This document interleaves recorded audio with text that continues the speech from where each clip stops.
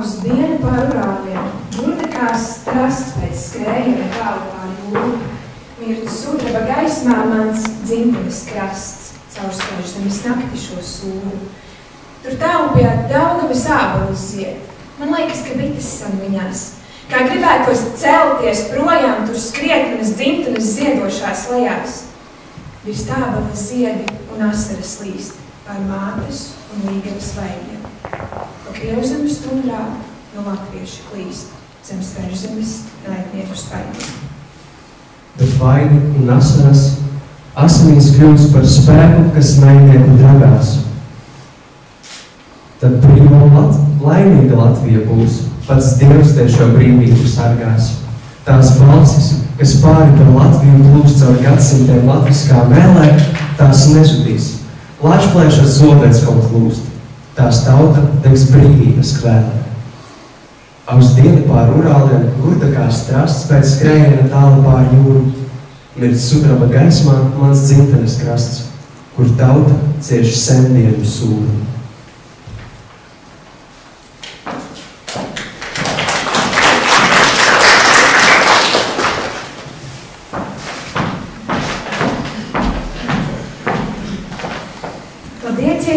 Represētie viesi, skolēni, skolotāji un visi pasākuma dalībnieki. Pētniecisko darbu konkursa Latviešu pēdas Sibīrijā un tālajos austrumos noslēguma pasākumā.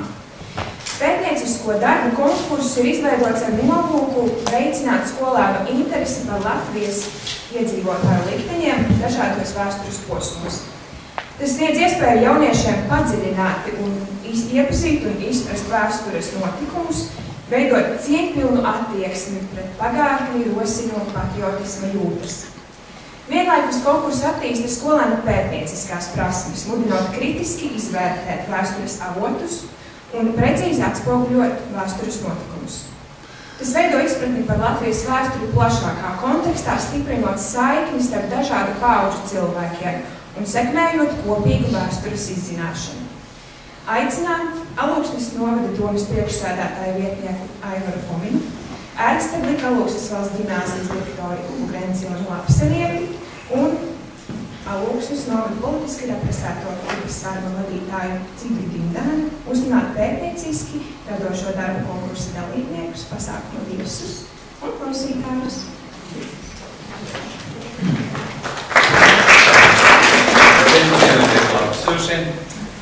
Parasti jau notikumi tiek saistīti ar kādiem cilvēkiem vai kādas vietas.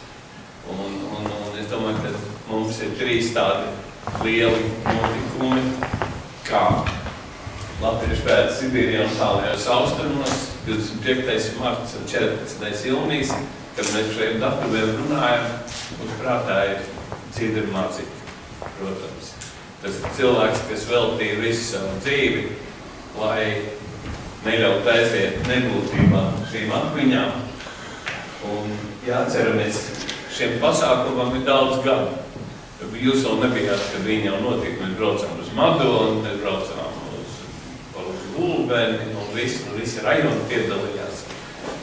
Ikā jaudas ziņā viņš palicis mazāks, bet vērtības ziņā, es domāju, ka šajā brīdī viņš ir daudz nozīmīgāks nekā tajos laikos. Tā kā mēs tagad esam saskārušies un redzam, pie kā var novest tādu vienaldzību, pie kā var agresoru valsts, kas blakus var likt mums atkal piedzīvot to pašu, ko mūsu vecāki piedzīvoja. Tādēļ paldies visiem tiem, kas piedalījās šajā konkursā, novēlu visiem veiksmi, paldies pedagogiem, paldies represētajiem, ka viņi ir šeit un palīdzēs savu skatījumu izvērtēt jūsu darbus. Paldies!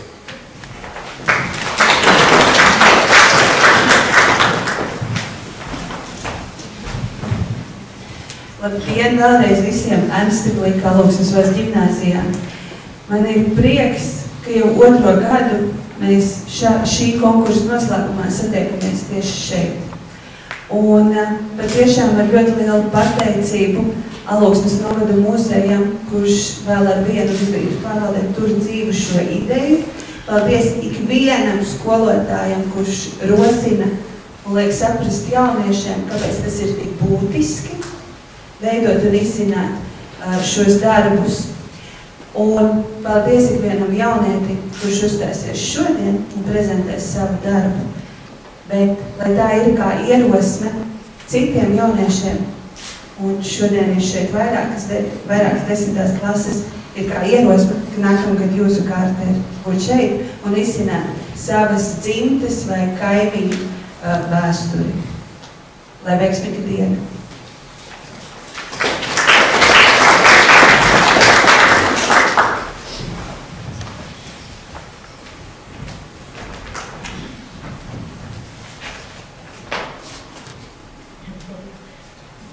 Cik sirdīgi labās un Dzīdras Mazikas piemiņu, viņas gudrību, inteliģenci, ticību labajām. Dzīdra Mazika uzsvēra, cik ļoti svarīgi atstāt atmiņas nākamajām paudzēm, palīdzēt saglabāt vērtības, kas stiprina cieņu un mīlestību pret mūsu dzimtos zemes Latviju. Ļoti svarīgi ir saikne starp paudzēm, atmiņu stāstu pierakstīšanā. Esam bezgalīgi pateicīgi jums par šo atmiņu stāstu turpinājumu, jūsu zinātniski pētnieciskajos darbos, un tas tiešām skan lepni. Priecājamies, ka jūsu pulks aug ar katru gadu un veido stipru, pamatīgu pagātnes mantojumu izzināšanu. Par to esam jums ļoti pateicīgi. Un lūdzam šajā projektā iesaistīt arī savus draugus. 25. marts, 1949. gads, komunistiskā upuru piemiņas diena. Svarīga atceres diena, par kuru mums visiem ir jādomā, jāzina, jāstāsta, lai šāda traģēdija neatkārtotos. Šī piespiedu deportācija mainīja ap 90,000 dzīves Baltijā un pusi no tās Latvijā. Esam bezgalīgi pateicīgi jums, vadītāji, kas iedod savas zināšanas, darba prasmi, un šie darbi tiek top un tiek publiskoti. Paldies! Esam gandarīti par paveikto.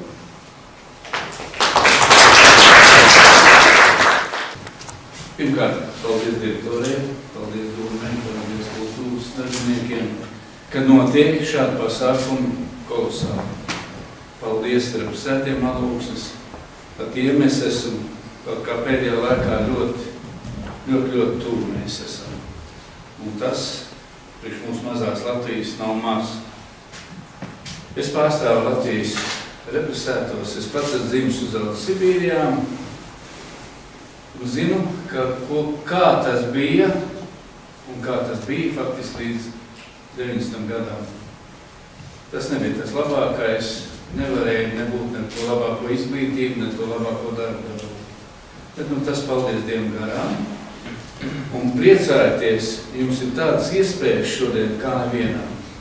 Jūs varat mācīties, jūs varat nemācīties, jūs varat nākt uz skolu, jūs varat nenākt uz skolu. Un teikšu tā, dažus gadus atpakaļ es strādāju skolā, aizvedu 70 bērnus uz izsiltību vietām, uz Kansku, Krasnojarsku, Abanu, Kočetu. Mēs arī ar Krievu izsūtītiem palīdziem uzcēlām piemiņu. Tur mēs zinām augām tēsāčā. Un lai šodien jaunieši, jums ir nākotne, jums jānāk šeit ir. Paldies, direktori, jūs virziet un dariet visu no sirds. Jums jāspēr durvis vaļā, nav nospārtītas durvis nevienu, kāpēc? Direktori nav šeit. Jums ir, jūs esat, jūs nākotne un priecājieties. Čau!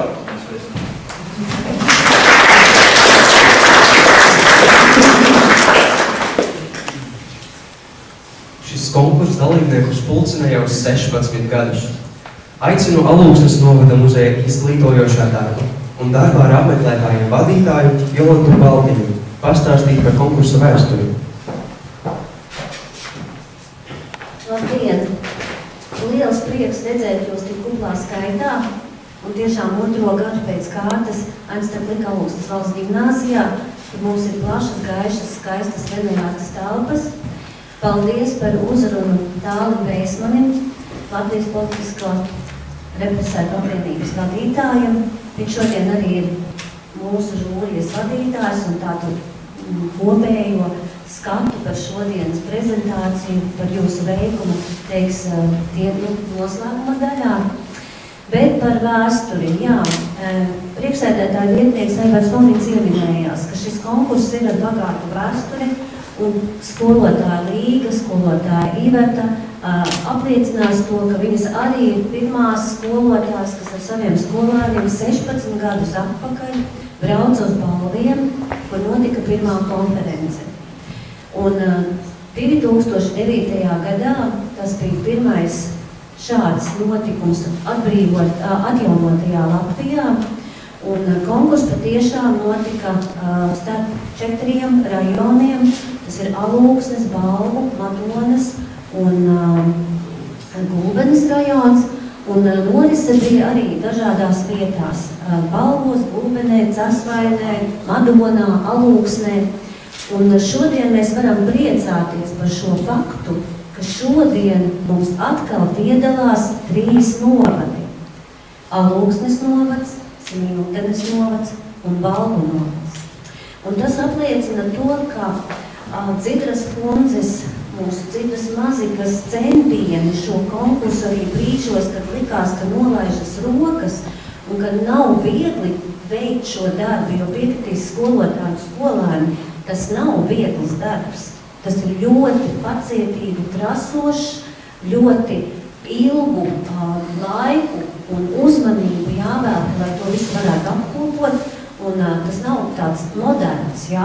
Tas nav tāds kaut kas, kas ļoti aicina, bet ir skolēni, kas ir gatavi izzināt, kas ir gatavi dalīties ar šo pieredzi.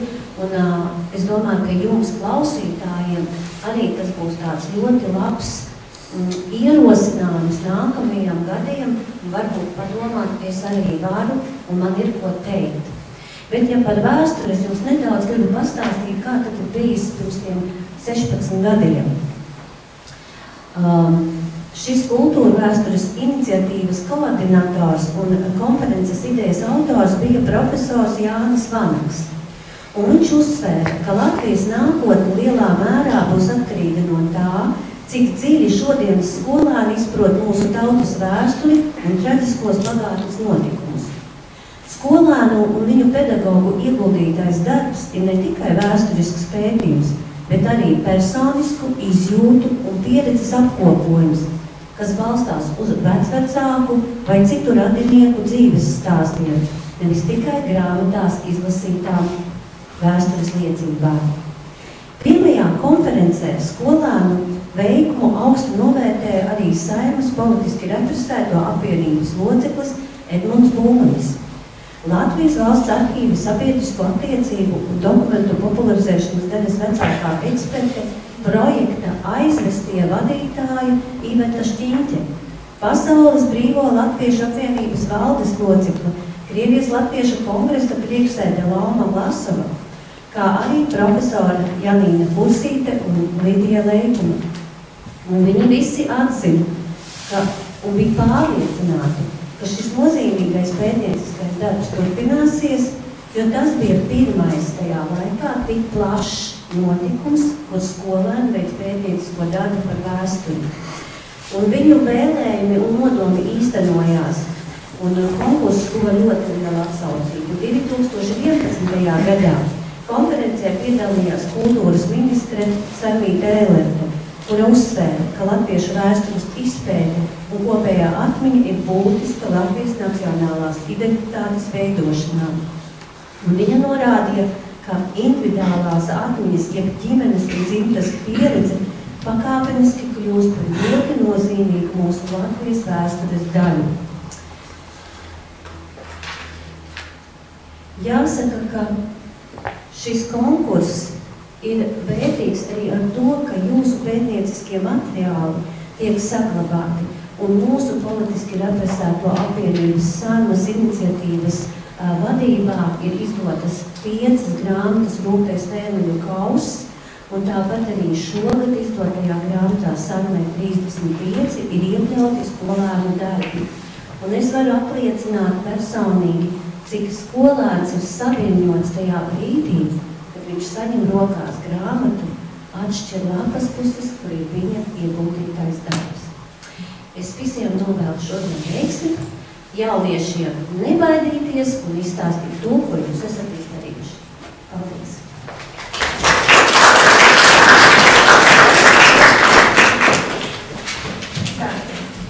Vai tu zini, kas notika 1941. gada 14. jūnijā?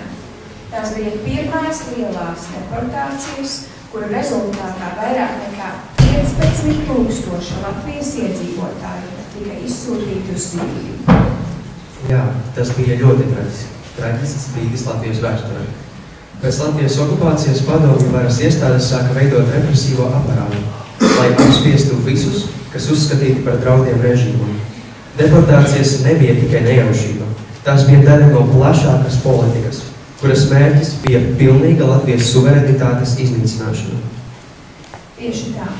Šī bija pirmā masveida deportācija, un tās laikā daudzi tika arestēti un izsūtīti uz dažādām PSRS teritorijām Sibīrijā un Kazahstānā.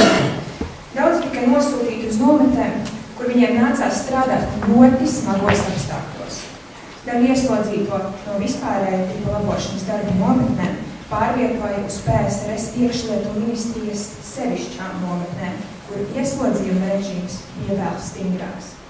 Tas bija milzīgs trieciens latviešu tautai, jo represijas skāra Latvijas valsts vīrus, armijas virsniekus, tiesu un policijas darbiniekus, politisko partiju biedrus, rūpniekus, uzņēmējus, ievērojamas zinātniekus, rakstniekus, skolotājus, arī citu profesiju pārstāvjus, un tika izsūtītas arī viņu ģimenes. Jā, padomju vara bija izveidojusi represīvas struktūras, lai iznīcinātu visus, kas varētu pretoties. Kad sākās okupācija, tika izveidotas īpašas sociāli bīstamo elementu kartotēkas. Tās bija paredzētas, lai identificētu cilvēkus, kuri varētu tikt uzskatīti par draudiem. Piemēram, bijušos Latvijas Republikas politiskos līderus, armijas virsniekus un turīgos zemniekus. Visiem šiem cilvēkiem bija jādzīvo ļoti grūtos apstākļos. 1941. gadā vairāki simti cilvēku tika apcietināti un sodīti. Daudzi tika nogalināti vai pazuda bez vēsts. Sarakstos bija iekļauti nevainīgi cilvēki. Tas bija ļoti dramatiski, un šos notikumus turpināja nākamais deportāciju vilnis. 1949. gadā sākās Krasta Banga deportācijas akcija. Tās laikā vairāk nekā 42,000 cilvēku tika izsūtīti uz Sibīriju. Daudzām ģimenēm bija tikai stunda, lai paņemtu savas mantas un sagatavotos izsūtīšanai. Dažreiz laiks tika saīsināts pat līdz 15 minūtēm. Tieši tā. Šajā laikā izsūtītajiem bija atļauts ņemt līdzi tikai 1500 kg bagāžas, taču bieži vien viņiem tika liekts ņemt līdzi par to. Neviens nerēķinājās nedz ar slimībām, nedz ar vecumu, nedz arī kādam kaut ko paskaidroja.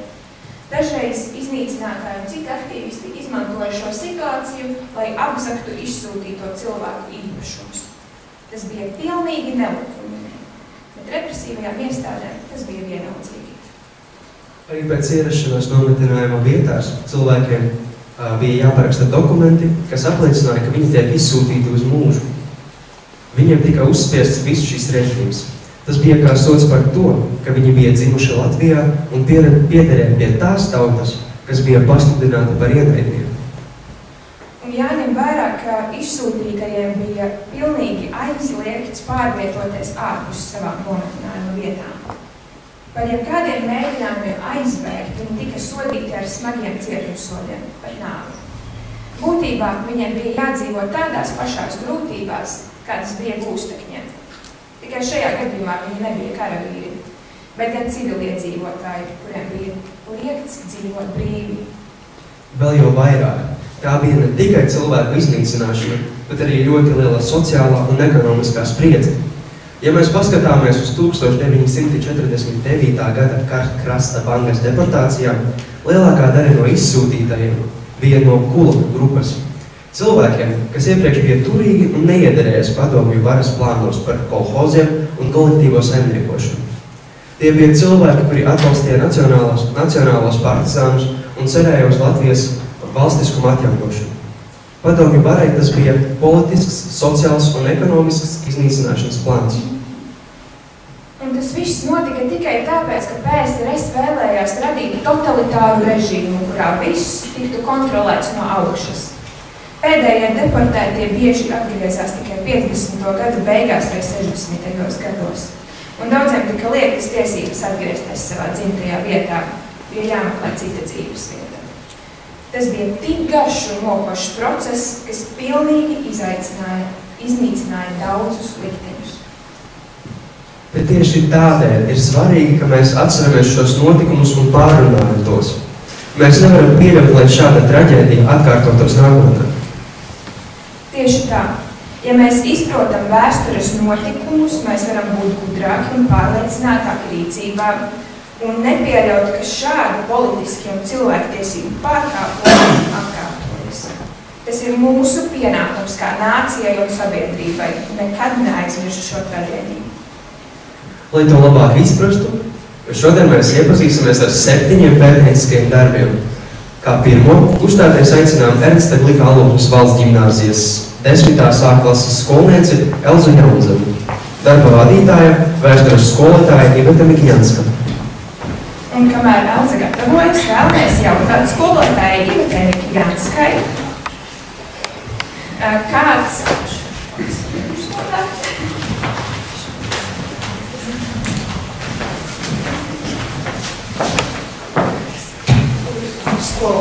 kāds jūs saprāt ir ieguldījums izglītības procesā un vēstures mācīšanā no dalības šāda veida konkursus? Vislielākie ieguldījumi ir tie jaunieši, kuri veic šos pētījumus. Skolotājs ir palīgs, skolotājs ir atbalsts, bet patiesībā jaunieši vispirms jau izzina vēsturi, Latvijas vēsturi, novada vēsturi, savas ģimenes dzimtas vēsturi, arī savas apdzīvotās vietas vēsturi, jo ļoti bieži jaunieši ir pētījuši tieši kaimiņus, draugus, apkārt pasaulus, paziņas, ieguvuši šo informāciju par cilvēkiem, par dzīvi, pirms izsūtīšanas un arī izsūtīšanas laikā. Diemžēl ļoti daudziem nav kaut pajautāt šīs atmiņas, jo padomju laikā šīm atmiņām neviens nedalījās. Un ģimenēs par to runāja čukstus, jo arī informējot savus bērnus, savus mazbērnus par piedzīvoto Sibīrijā, varēja piedzīvot atkārtotas represijas. Es gribētu teikt, mēs dzīvojam ļoti labā laikā. Mums ir brīvība, mums ir miers, un mums ir pienākums turpināt pētīt savu tuvinieku, savu novadu, savas Latvijas vēsturi un saprast, kā šie notikumi iekļaujās lielākos notikumos, no kuriem ļoti bieži cilvēka dzīve ir ļoti atkarīga, bet nekāda ietekmējuma.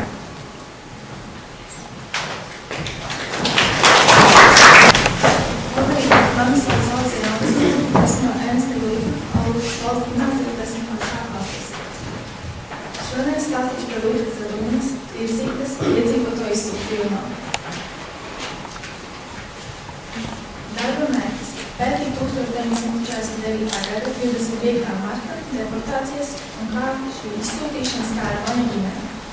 Darba uzdevumi – pētīt 1949. gada 25. marta deportācijas cēloņus, norisi un sekas. Pētīt manas pēcvecumos Rūtas Zarunas virzītes, apņemu stāstus un pieredzēšanu izsūtījumā. Lēmums par deportācijām tika pieņemts 1949. gada 18. janvārī, kad Baltijas Republika kompaktīvu vadītājus Nikolu Korotānu, Jānu Tambērziņu un Antonu Šņečku uzaicināja ierasties pie Josefa Stājina, kurš uzdeva Laurentijam Berījam sagatavot operāciju. Lēmums paredzēja izsūtīt kopā 29 tūkstošus ģimeņu, jeb 87 tūkstošus cilvēku.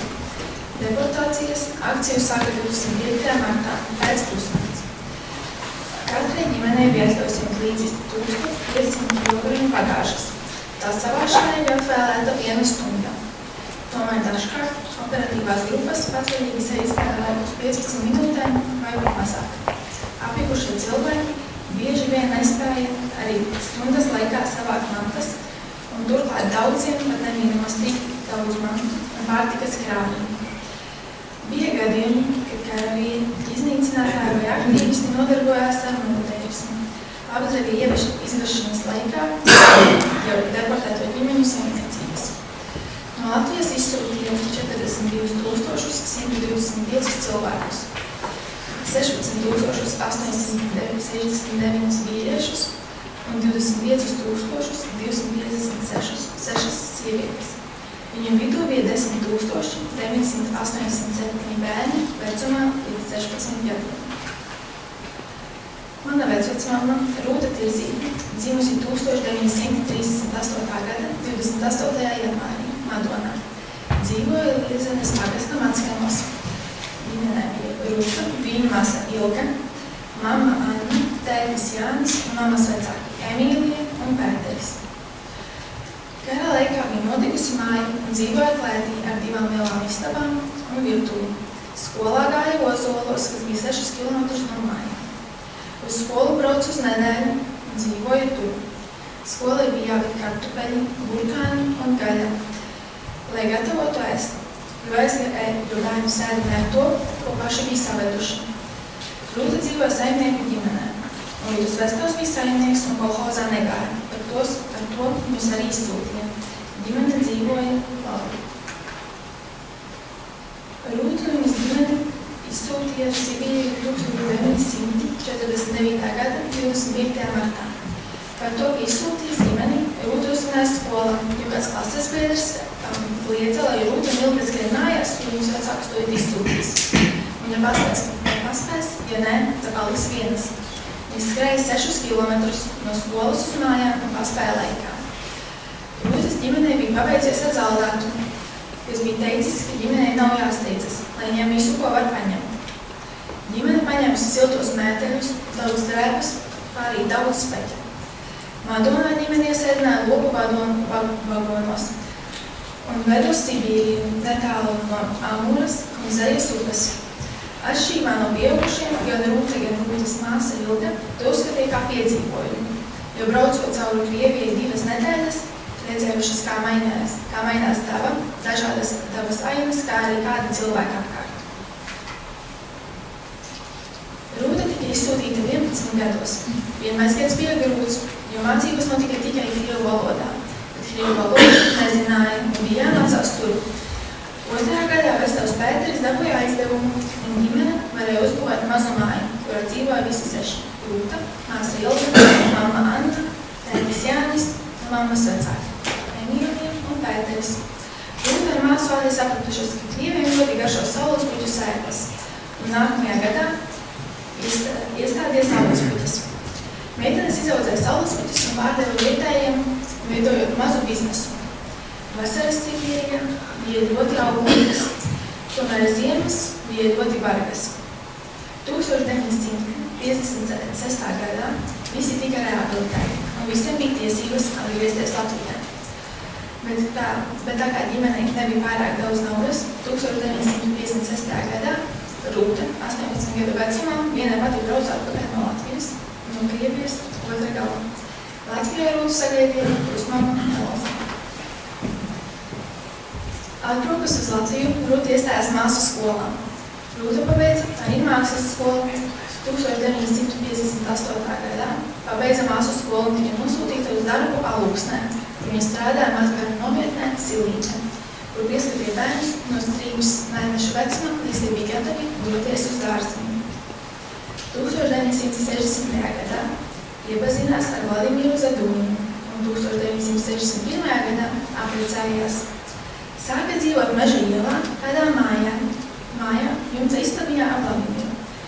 Bet pēc tam viņiem iedeva dzīvokli Meļķeļa ielā 4, dzīvoklis 3.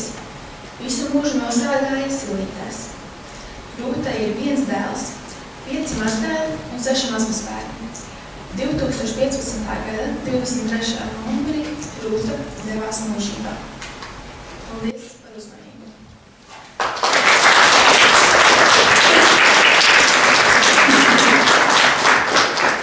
Paldies Elzai Jelzemai. Vēstures skolotājs Agris Poļš vairāk kārt ir atbalstījis skolēnus, palīdzot viņiem sagatavoties dalībai šajā konkursā. Šodien konkursā piedalās viņa audzēkļa, Alūksnes vidusskolas skolniece Nora Santa Fagucista ar darbu Latviešu pēdas tālajos austrumos Annas Fagucistas dzīves stāsts. Aicinām Noru sagatavoties prezentācijai un skolotāju Agri Poļšu dalīties savā pieredzē.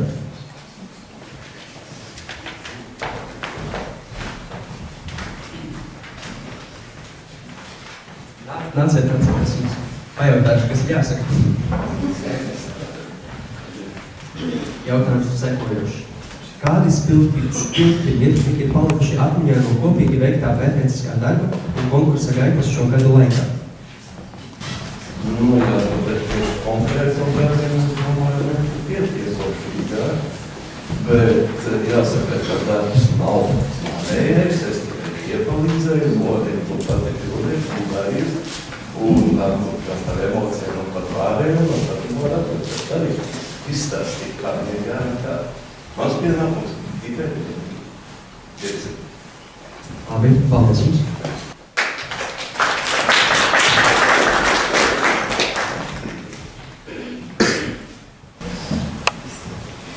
Latviešu pēdas tuvajos austrumos. Annas Fagucistas dzīves stāsts.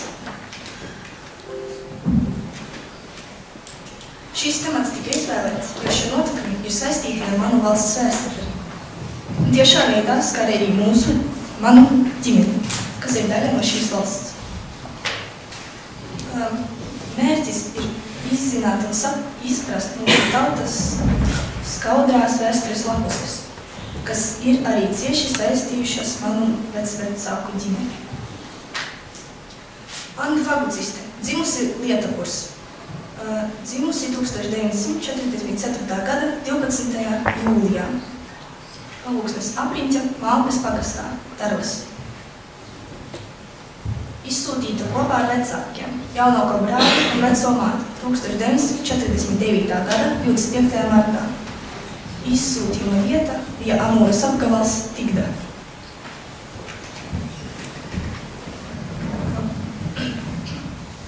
Skolā sāk iet 1951.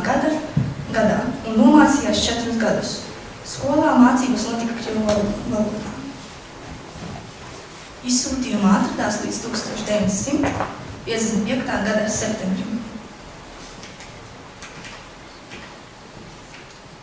1949. gada 25. marts. 1949. gada 25. martā agrā rītā mūsu mājās ieradās vīrieši ar ieročiem un pavēlēja īsā laikā sagatavoties ceļam. Neviens netica, kur mēs brauksim un kāpēc.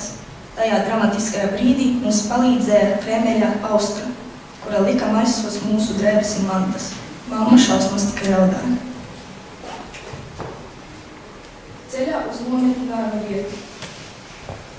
Tālajā ceļā devāmies no mājām un Zannu ar zirgiem, no kurienes tālāk ar mašīnām tikam vesti uz Gulbenes dzelzceļa staciju. Gulbenē mums izvietoja loku vagonās. Brauciens bija ļoti ilgs. Ik pa laikam vilciens apstājās, lai pieauguši izietu ārā, un apstāšanas laikā tika arī izcelti cilvēki, kuri neizturēja šo ceļu. Dzīve Sibīrijā. Kad atbraucām uz nometinājumu vietu 25. kilometrā, mūs sadalīja pa barakām. Mammu norīkoja darbā ķieģeļu ceplī, kurā nesāja ūdeni no avota. Pēc kāda laika viņa kopā ar savām kolēģiem tika nosūtīta strādāt meža darbos, kur cirta zarus no baļķiem. Tēvs krāva baļķus vagonos. Vakaros pēc darba vīrieši gāja ķert zivis un pašpītiem sieviem, un sievietes tās tīrīja un pagatavoja. Tādā veidā mēs izdzīvojām. No grūta darba tēvs saslima ar sirdi. Vēlāk mani vecāki nopirka māju uz pusēm ar citu ģimeni, Baltiņiem, 32. kilometrā. Pēc pārvākšanās mans tēvs pina motus un grozus, kā arī zvejoja zivis un ganīja ciemu govis. Es un mans brālis Jānis dzīvojām burtiski vieni, jo mamma aizbrauca uz darbu pirmdienā un atgriezās svētdienā. Mums dzīvošanai mamma atstāja nedaudz naudas. Es ar Jāni gājām uz kino un pirkām konfektes, kuras bija apkaisītas ar cukuru. Maizīti mēs mērcējām cilvērīnā. 1951. gadā nomira mana vecmamma Liena un 2 gadus vēlāk tēvs. Pēc šiem notikumiem mēs atgriezāmies 25. kilometrā. Pēc atgriešanās mamma strādāja slimnīcā par palīgu un bija vakaros mājās. Viens no mammas darba pienākumiem bija slaptu govis. Slepenus iesmēla pienu puslitram burciņā un nesu uz mājām zem bēgļa. Kļuva vieglāk, es un Jānis nebijām vieni. Sibīrijā bija ļoti skaista daba. Ļavās auga puķis, kuras šeit, Latvijā, stāda pie mājām. Savvaļā auga arī ogas, kuras varēja ēst. Mums bija arī savas kādas. Es un Jānis tās ganījām. Mums aiz māja bija maziņš dārziņš. Skolā sāku iet 7 gadu vecumā. Iesāku mācības 32. kilometrā. Pēc pārvākšanās atpakaļ uz 25. kilometru turpināju mācības tur. Kad atgriezāmies no Sibīrijas, mācījos Malienas pamatskolā. Malienā es piedalījos naturālistu pulciņā. Pēc pamatskolas es mācījos Alūksnes 1. vidusskolā.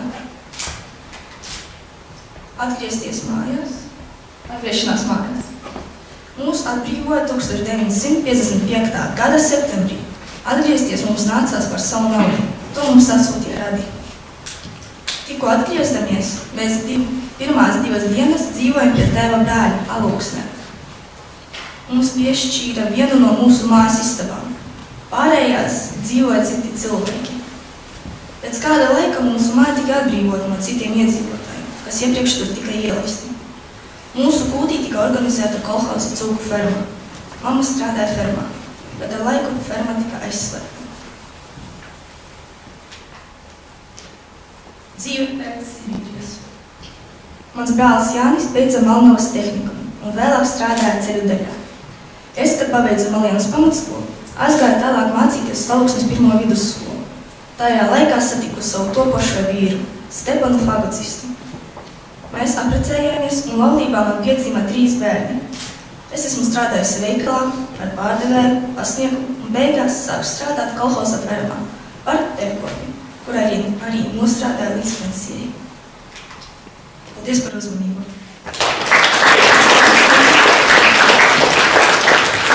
Paldies Norais Santai! Un vienmēr aktīvi dalībnieki ir skolotājas Līgas Bukovskas audzēkņi, kuru pētījumu allaši tiek bagātināti ar arhīvu materiāliem. Šodien skolotājas konkursu ir atvedusi 3 skolnieces. Kā pirmo aicinām uzstāties Ojāra Vācieša Gaujienas pamatskolas 9. klases skolnieci Noru Mūrnieci. Un aicināšu arī skolotāju.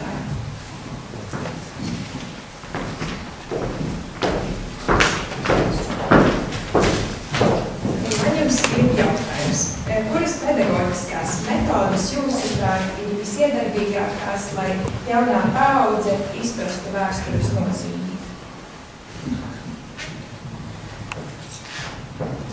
Es domāju tā, mēs ilgas pieredzes pierādījies, ja skolēni ir runājuši ar saviem vecvecākiem, tad viņi vēsturi saprot daudz labāk.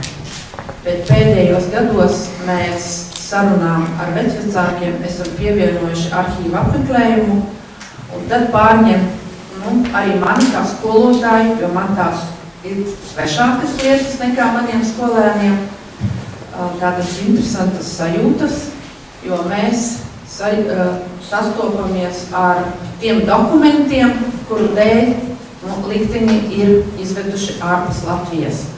Mēs redzam savu vectēvu pārakstus uz nopratināšanas lapām, mēs redzam uzdotos jautājumus, neskaitāmas izziņas, redzam Sibīrijā lapas, uz kurām bija jāparakstās, ka tu tur katru mēnesi joprojām esi, redzi arī dokumentus ar personu aprakstiem, un vienmēr var uzelpot beigās, kad redzam lapu, mūsdienu ieliktu, ka šie cilvēki visi ir rehabilitēti. Un tāpēc es domāju, ka tās metodes ir pašas vienkāršākās. Sarunas, grāmatas un dokumenti. Labdien, cienījamie klātesošie! Mani sauc Nora Mūrniece. Es mācos Ojāra Vācieša Gaujienas vispār izglītojošos un mākslu pamatskolas 9. klasē.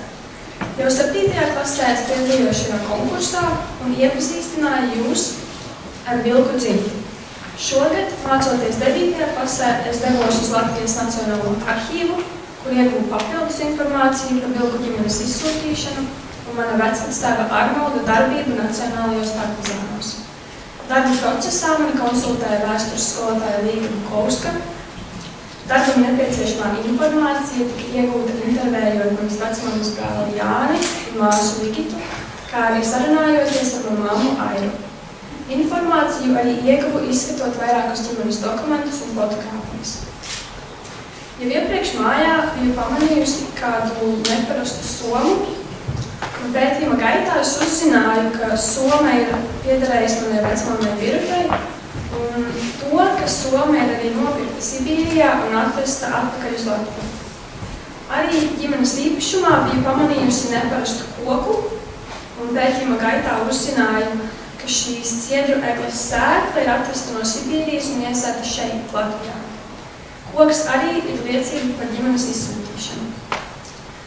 Vilku ģimene vairākās paudzēs bija mežsargi. Mans vectēvs Vilks Jānis bija mežsargs Vanagu apgaitā, kas bija no Videgas līdz pat Palstamei. Foto redzams Jānis ar ģimeni. Jānis Vilks 1907. gadā apprecās ar Emīliju Bērtiņu. Mežsargu Vanagu mājā arī dzīvoja ar savu ģimeni. Vecāko dēlu un manu vecvectēvu Arnoldu, vidējo dēlu Kārli Berhardu un jaunāko dēlu Rudolfu. Uz Jāņa Vilka piešķirtās zemes 1913. 1922. gadā sākās būve ar dēla Arnolda divstāvu ģimenes mājai. Māja tika nosaukta bišu stili, jo ģimenei piederēja 30 bišu saimes. Un tirgojot medu, tika iegūti līdzekļi priekš būves. Māja atradās dziļi mežā, silā. Mājai apkārtnē atradās daudz saimniecības ēkas. Arnolds ģimenē bija vecākais dēls, un pirmais arī apprecējās ar pilsētnieci Annu Kliedi, kura tika atsūtīta uz vanagu mežniecību uz praksi lietvedībā. Arnolds ar Annu nodibināja paši savu ģimeni un viņiem piedzimst 5 bērni. Haralds, mana vecmama Biruta, Jānis, Daina un Ligita. Bērni jau agrā bērnībā palīdzēja vectēvam Jānim un tēvam saimniecības darbos. Viņi arī devās uz vietējo skolu, kas atradās Vidakā. Vecākie ģimenes vīrieši bija mežsargi, vēlāk kļuva par mežniekiem. Jāni jaunākais dēls Rudolfs Otrā pasaules kara laikā iestājās Latviešu leģiona 15. divīzijā, kas 1944. gadā tika pārcelta uz Vāciju. Pēc Otrā pasaules kara Rudolfs devās uz Kanādu, kur nodibināja ģimeni ar latvieti Dzidu. Vēlāk abiem piedzima 3 bērni. Kārlis Bernhards iestājās leģionā un bija kaprālis.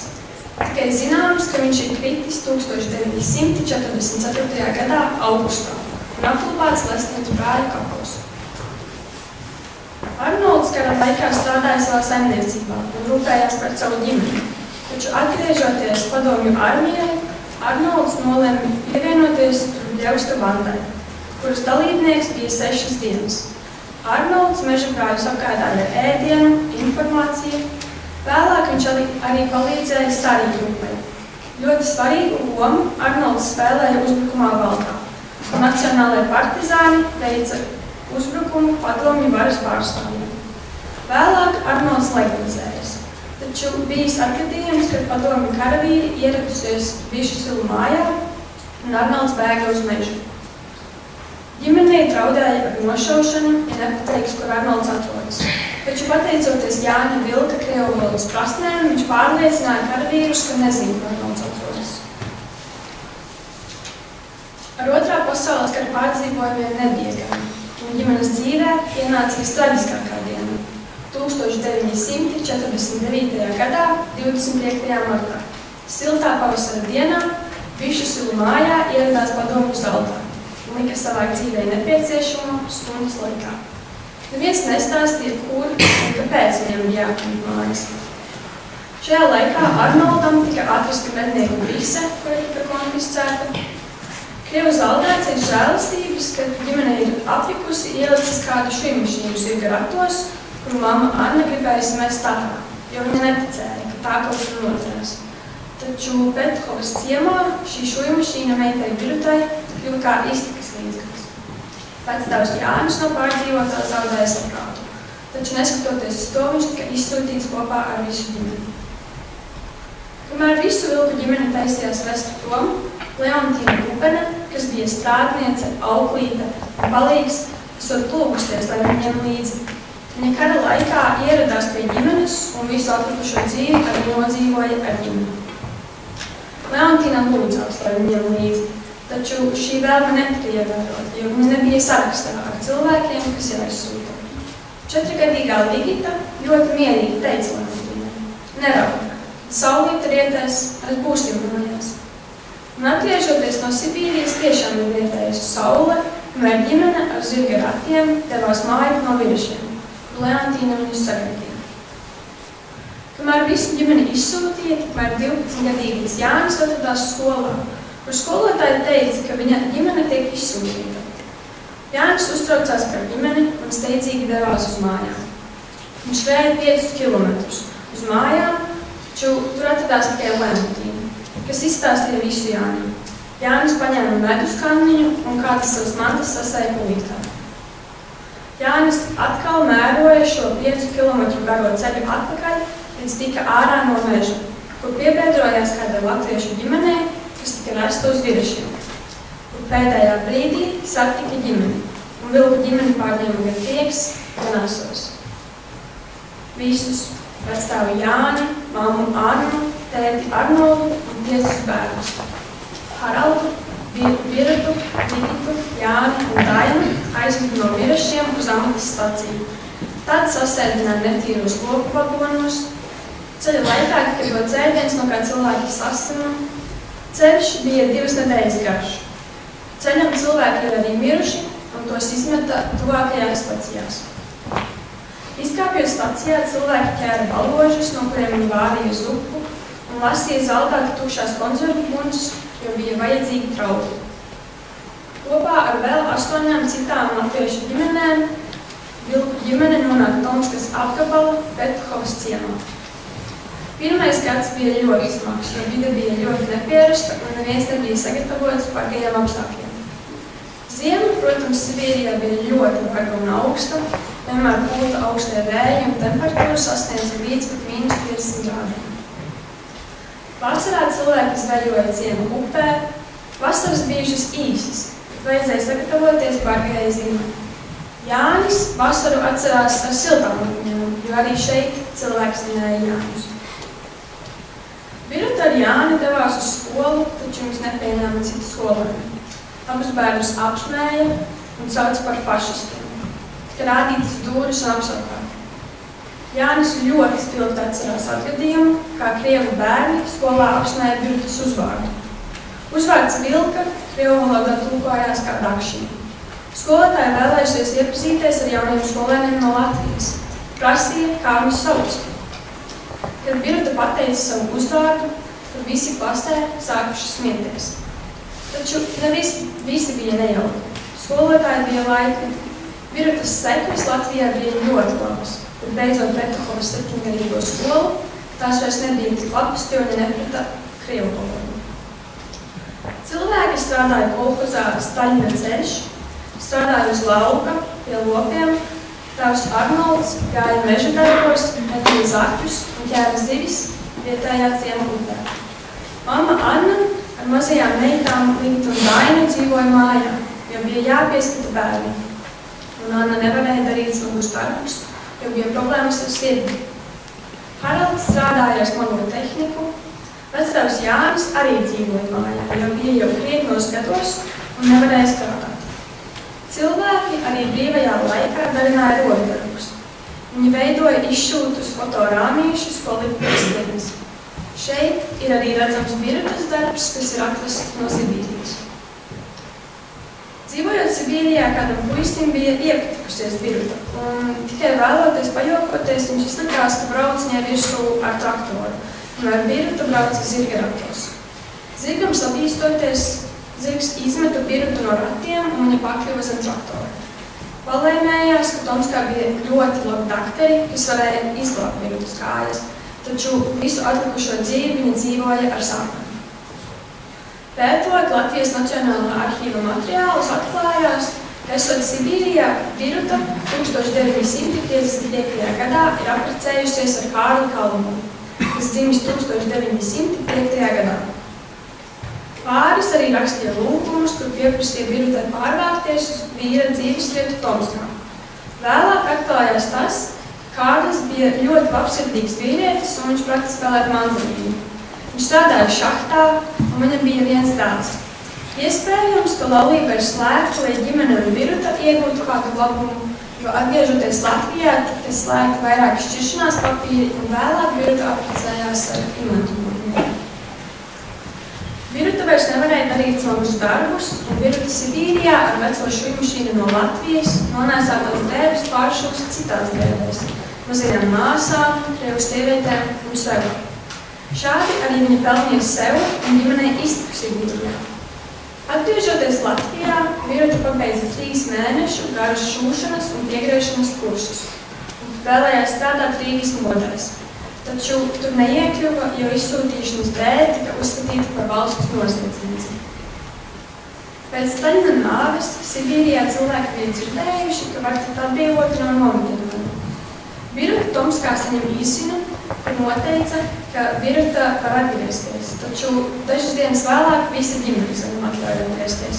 Un Latvijā ierodas 1957. gada pavasarī.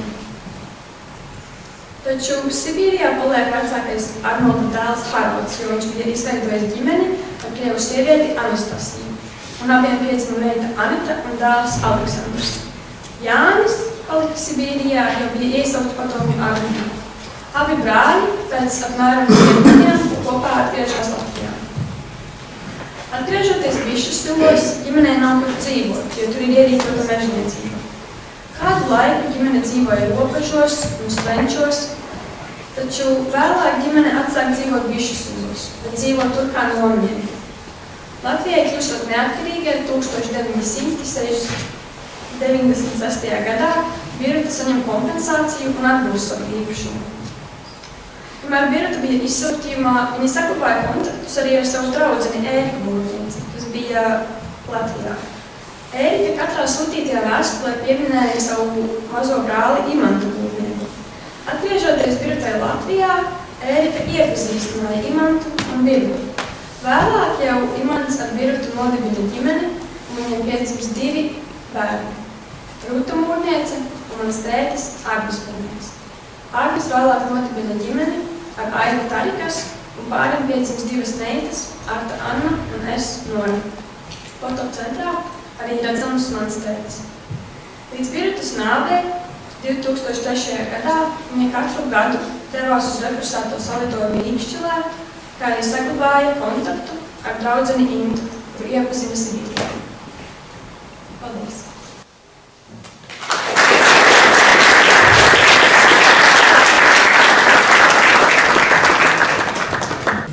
Aicinām prezentēt savu pētījumu Ojāra vācieša Gaujienas pamatskolas 9. klases skolnieci Katrīnu Ozoliņu.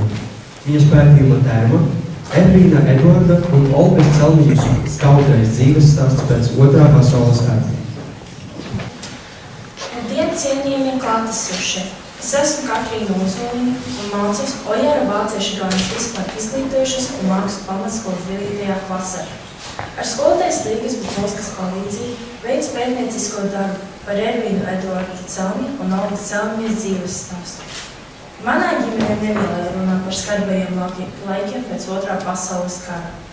It īpaši, kas sāpīgi bija manai vecmāmiņai, ir Īdei Ozoliņai, kas bija Ervīna Eduarda un Olgas Celmiņas jaunākā meita. Mans vecāks Ervīns Eduards, atgriežoties no izsūtījuma, bija nerunīgs, un arī visas fotogrāfijas tika iznīcināts par viņu un Celmiņu ģimeni.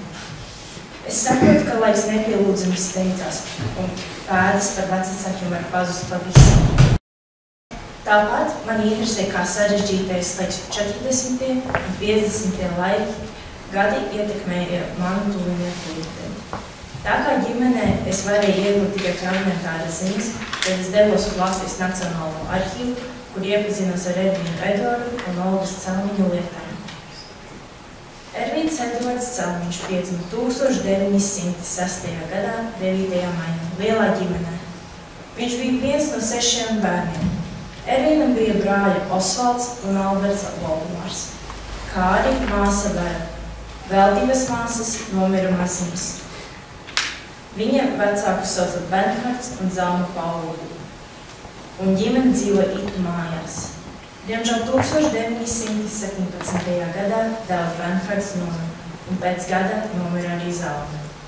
Pēc vecāku zaudēšanas Ervīns kopā ar vectēvu nodarbojas ar zemkopību savā saimniecībā līdz 1926. gadam. Tā kā man nav nevienas vecastāva fotogrāfijas, tad man zīmējums tapis pēc viņa aresta izveidotās personas kartītes aprakstā. Olga Krūmiņa dzima 1905. gadā 11. martā. 3 bērnu ģimene un bija vecākā meita. Viņai bija māsa, kura agri nomira, un brālis Alfreds. Tēvs Augusts bija rīdzinieks un strādāja Jaunsiemu papīra fabrikā, bet vēlāk devās uz Pēterburgu, kur iepazinās ar Mariju. Pēc Marijas slepkavības 1910. gadā Augusts kopā ar Olgu un Alfredu atgriezās Latvijā. Augusts atgriezās Latvijā, jo vēlēs pasargāt Olgu un Alfredu, un no mātes puses Radi bija Gaujienā. Olga pabeidza skolu Gaujienā un sāka strādāt Itu saimniecībā, kur satika Ervīnu Eduardu Celmiņu, un 1926. gadā viņa apprecējās. Jaunā Celmiņa ģimene turpināja darboties lauksaimniecībā, audzēja graudus. Viņam bija 3 meitas – Dzidra, Nellija un Irīna. No 1926. līdz 1927. gadam Ervīns dienēja Latvijas armijā, bet pēc tam atgriezās mājās saimniecībā. 1935. gadā viņš iestājās aizsargos Gaujienā. Vietējā līdz aizsargu organizācijas likvidācija 1940. gadam. Pēc Otrā pasaules kara Olgas brālis Alfrēds Krumģis 1946. gadā pievienojas Dimdiņa nacionālajiem partizānu grupā. Olga slepus viņu atbalsta, nesot ēdienu. Olgai iznāca sniegt medicīnisko palīdzību ievainotajam igauņu partizānam Alfrēdam Kārmanam, kurš bēga no čekistiem. 1947. gada 11. februārī Olgu arestēja un apsūdzēja par sadarbību ar bandītiem par to, ka nesa pārtiku nacionālajiem partizāniem. Viņa tika ieslodzīta Valmieras cietumā, bet izmeklēšanā pierādīja, ka vaina nebija tik liela, un 31. martā viņa atbrīvoja. Tomēr Olgai bija jāparaksta dokumenti, ka par piedzīvoto cietumā nedrīkst stāstīt ne draugiem, ne ģimenei. 1949. gada septembrī arestēja arī Ervīnu Eduardu. Aresta brīdī dzīvoja Gaujienas pagasta konzuls.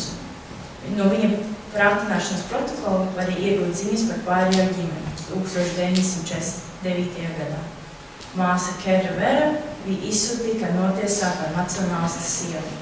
Ervīns Edvards tika apsūdzēts par sadarbību ar nacionālistiskām organizācijām kā aizsargi un tēvies sargi, kā arī par padomju partizānu vajāšanu. Aresta laikā tika atņemta pase un karavīra dienesta apliecība. Tika aprakstīts arī īpašums – 2 govis, 1 zirgs, 1 aita, 1 zeltains skapis, 1 celtans galds. Īpašums tika nodots Olgai Celmiņai. Ervīns Edvards Celmiņš tika pratināts gan Alūksnē, gan Rīgā. Pēc tam bija konfrontācijas ar lieciniekiem. 1949. gada 21. novembrī Latvijas PSR iekšlietu ministrijas karaspēka kara tribunāls, pamatojoties uz KPFSR krimināla kodeksa 58.a un 58.2. pantu par dzimtenes nodevību, piesprieda 25 gadus labošanas darba nometnē un visas mantas konfiskāciju. Viņš tika izsūtīts uz Sibīriju, kur pavadīja vairākus gadus. Tikai 1955. gadā pēc amnestijas viņš atgriezās Latvijā un sāka strādāt kolhozā Uzvara. Par Sibīrijas laiku viņš nevēlējās runāt un pat iznīcināja savas fotogrāfijas. Pētījums par Celmiņa ģimeni parādīja padomju varas attieksmi pret cilvēkiem, kas neatbalstīja to. Olga Celmiņa nonāca cietumā, bet pierādījumu trūkuma dēļ tika atbrīvota. Ervīns Edvards Celmiņš tika padarīts par dzimtenes nodevēju. Nonāca izsūtījumā Sibīrijā, mājās atgriezās 1955. gadā. Atgūstot Latvijai neatkarību, abu Celmiņa lietas tika pārskatīts un abi tika rehabilitēti. Tika atzīti par nevainīgi notiesātiem Latvijas pilsoņiem. Uzskatu, ka iegūtās ziņas par vecvecākiem tos padarīja mani par tuvākiem cilvēkiem, un esmu ierakstījis viņu dzīves savas dzimtes vēsturē. Paldies par uzmanību. Paldies Katrīnai Zoliņai. Turpina stāstījumu Ojāra Vāciešu Krasības pamatiskolas 9. klases skolniece Agnete Esmeralda Lauce.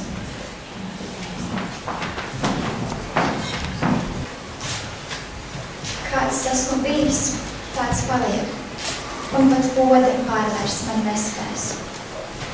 Un tagad es sākšu cīņu, kurā varbūt zudīs manu dzīvi. Tici, meitēm, Latvija nekad nezudīs. To traksē Laimonas būda, ģimenes meitenes Anēlijai. Gan Anēlija, gan Laimonas bija iesaistīti nacionālo partizānu kustībā. Labdien, cienījamie klātesošie! Es esmu Agnete Esmeralda Lauce. Es nāku no garā spēcīgas Lauču Cinsku ģimenes. Par manas vecmāmiņas Agatas Dailes Apacinsku ģimenes izsūtīšanu un dzīvi Sibīrijā pirms 14 gadiem darbu izveidoja mana vecākā māsa. Taču par manu vectēvu Alfrēdu Lauci un viņa ģimeni bija zināms ļoti maz, jo vectēva nav jau 25 gadus. Taču es vēlējos noskaidrot par Lauču ģimeni Otrā pasaules kara laikā un pēc tā, par visas ģimenes darbību Nacionālo partizānu kustībā. Pētījuma takšanā tika uzklausītas Alfrēda Lauča meitas Zindras atmiņas par tēvu, tika izmantota literatūra un Latvijas Nacionālā arhīva Latvijā. Lūcija Laipiņa, dzimusi 1897. gadā Alsuču pagasta Gargalos, kā vecākais bērns starp divām māsām un brāli. Pēc mātes nāves 13 gadu vecumā Lūcija palīdzēja tēvam saimniekot. Lūcija iepazinās ar Otto Lauci un abi salauzās 1924. gadā. Latvijas brīvlaisas laikā uz Otto saņemtās zemes par dalību Krēmniecības karā jaunais pārists uzcēla savas jaunās mājas brīvzemniekus Alsuču pagasta Tūjā. Saimniecība bija vidēji liela. Tā sastādēja no 28 hektāriem zemes, 2 zirgiem, 8 saucamām govīm, 12 aitām un 4 cūkām. 1925. gadā laulātie pasaulē sagaidīja savu pirmo bērnu, meitu Ernu Lauci. Vēlāk piedzima meita Analija un dēls Alfreds, bet pēc pāris gadiem meita Inta. Ģimene dzīvoja pieticīgi. Pēc skolas pabeigšanas visi bērni strādāja tēva saimniecībā.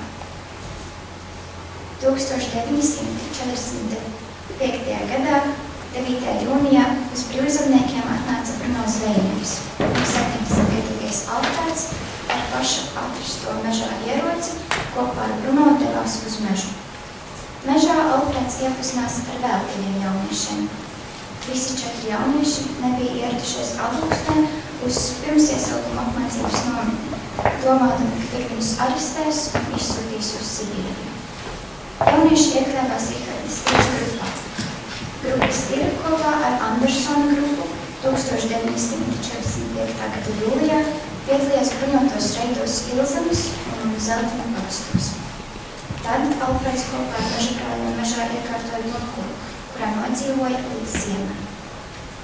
1946. gada 6. janvārī Alfreds kopā ar savu grupu legalizējās, bet turpināja kontaktēties ar mežabrāļiem un kopā ar savu māsu Ernu palīdzēja tiem slēpties savas ģimenes īpašumu un apkārtāja tos ar pārtiku.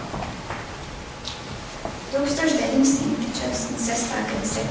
augustā bija legalizēta Alfreda Lauča ģimenes mājas durvīm, viekolēja 3 vācu karavīrus. Viens no viņiem bija ievainots. Viņi tika paslēpti bērnumos. 8. augusta dienā, kad visi ģimene strādāja uz lauka, brīvzemniekos ieradās pagasta komsorgs Elmārs Ulris ar 4 izstrabīciņiem. Kad izstrabīciņi meklēja mājās ieročus, patvērumu meklētāji no bērniem raidīja uguni un nogalināja komsorgu Rāzeti Ulri. Pārējie izstrabīciņi aizbēga. Alfreds ar māsām Aneliju, Intu, Ernu un Mārtu Lūciju devās uz mežu slēpties, lai izbēgtu no arestiem. Māsas ar Mārtu mežu atradās līdz 10. septembrim, bet Alfreds mājās neatgriezās. Erna Lauci mežā pie nacionālajiem partizāniem atradās no 1946. gada 6. augusta līdz 11. septembrim, kad legalizējās. Tajā pašā dienā ieradās Alūkstas milicijā, lai pieteiktos, ka pārtrauc pretpadomu darbību. Taču kontaktus ar mežabrāļiem nepārtrauc, lai atbalstītu brāli Alfredu. Oktobrī Ēdru kopā ar Bruno Zvejnieku satikās ar citiem mežabrāļiem, lai tos pierunātu uzbrukt mašīnai, kas devās uz Valmieru ar apcietinātiem mežabrāļiem un atbrīvotu mašīnā, kas tos apcietinātos. 19. oktobrī Ēdru arestēja, bet 5 dienas vēlāk arestēta tika viņas māsa Anelija. Abas māsas tika pratinātas. Erna tika pratināta vairākas reizes un konfrontēta ar atsliecniekiem Alūksnē. 1947. gada 10. martā Latvijas PSR iekšlietu ministrijas karaspēka kara tribunāls saskaņā ar KPFSR krimināla kodeksa 58. pantu A notiesāja Ernu par līdzdalību dzimtenes nodevībā un par brīvības atņemšanu uz 10 gadiem, tiesību atņemšanu uz 5 un mantas konfiskāciju. Māsa Anelija tika turēta Valmieras cietumā no 1946. gada 24. oktobra līdz 1947. gada 21. janvārim. Tad Anelija atbrīvoja, jo lietā netika iegūta praktiski pierādījumi par palīdzību pirmotajai grupai un pēc legalizēšanas sakarus neuzturējusi. Kopš 1946. gada augusta Kaloču mājās bija gājis bojā konservas Ulris. Alfreds atkal bija nelegālajā stāvoklī.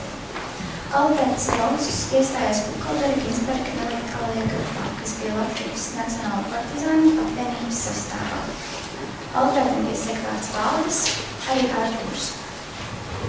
Bukoldera Ginsberga grupa no 1947.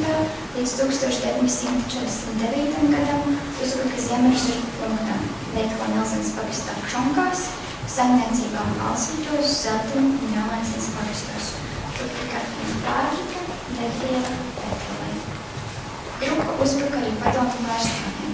Viena uzbrukuma laikā gāja bojā grupas vadītājs Bruno Buhmers. 1949. gada 25. martā Vilcija, Otto, abas meitas, Anelija un Inta izsūtītu Sibīru, Tauskas apkalpojumu kā bandīta ģimenes locekļi. Izbrauc no amatas stācijas ešalona numurs 9732. Lēmums par Lauču ģimenes izsūtīšanu jau bija pieņemts tā paša gada 24. februārī. Lauču ģimene nonāca Tomskas apgabala Kuževnikovā.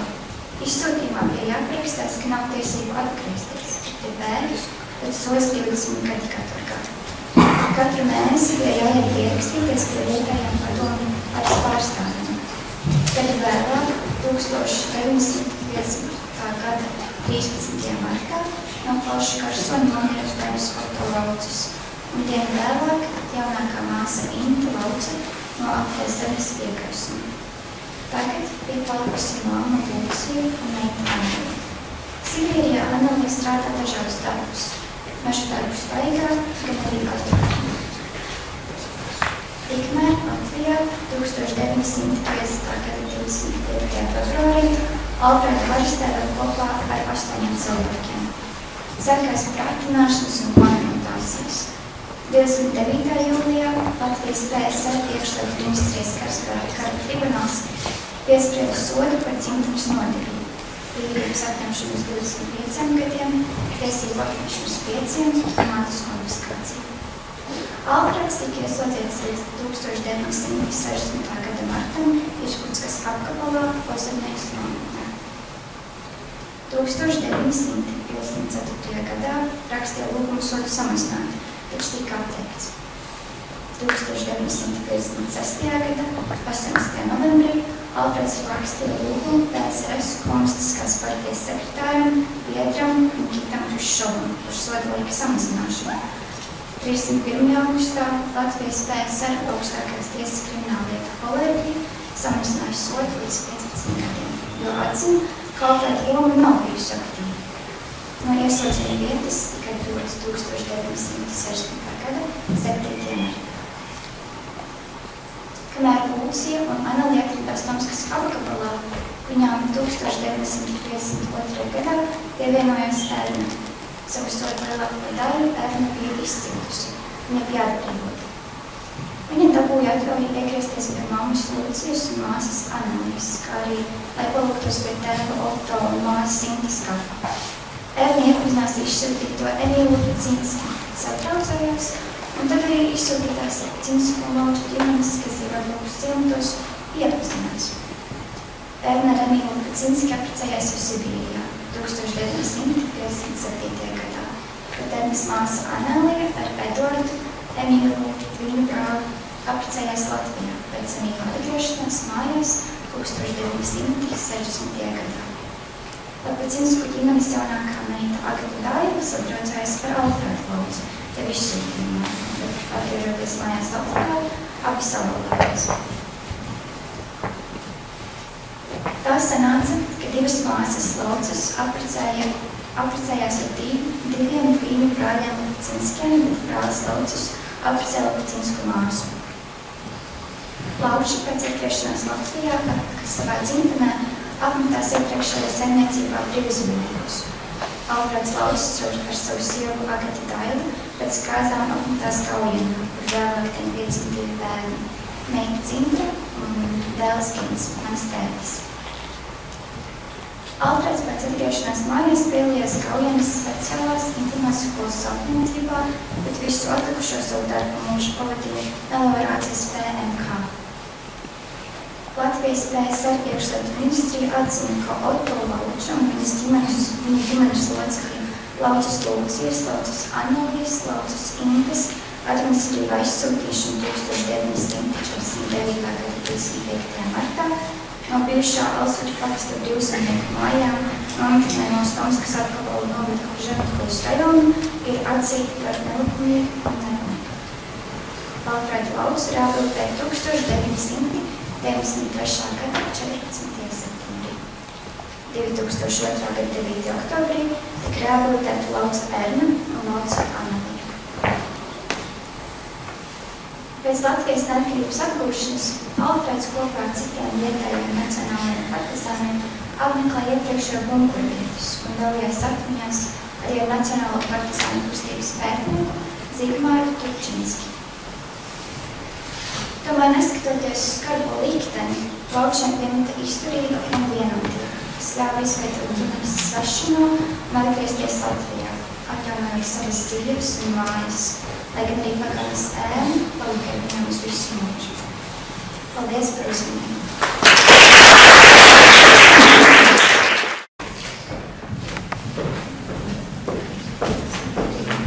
Paldies Esmeraldai Laucei!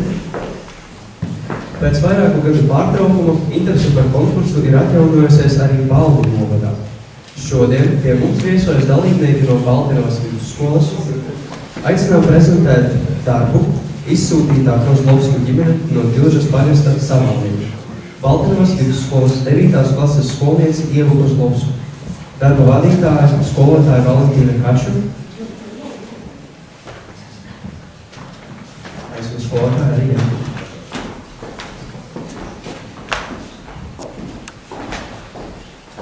Man jums ir jautājums. Kas jūs rosināja atsaukties aicinājumam piedalīties šajā konkursā? Es pat esmu nometniece 40 gadu gadumā. Un 1991. gada regulāri strādāju Latvijas valsts arhīvā. Pētu izsūtīto lietas, nacionālo partizānu lietas, kas saistītas ar galveno. Skolā mācu literatūru, literatūra ir cieši saistīta ar vēsturi. Tātad tā ir manas pašas interese un tajā es vēlējos iesaistīt arī skolēnus. Tāpēc uzrunāju viņus, aicināju izveidot darbus un atbraucu šodien piedalīties. Skolniece Ieva runās konkrēti arī par saviem vecvecākiem.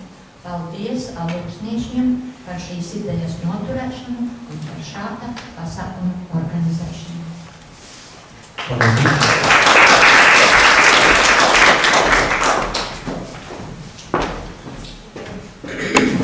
Es esmu Ieva Kozlovska, es mācos 9. klasē, un šodien es stāstīšu par saviem vecvecākiem Eleonoru un Kāru Kozlovskiem, kuri 1949. gada 25. martā tika izsūtīti uz Sibīriju.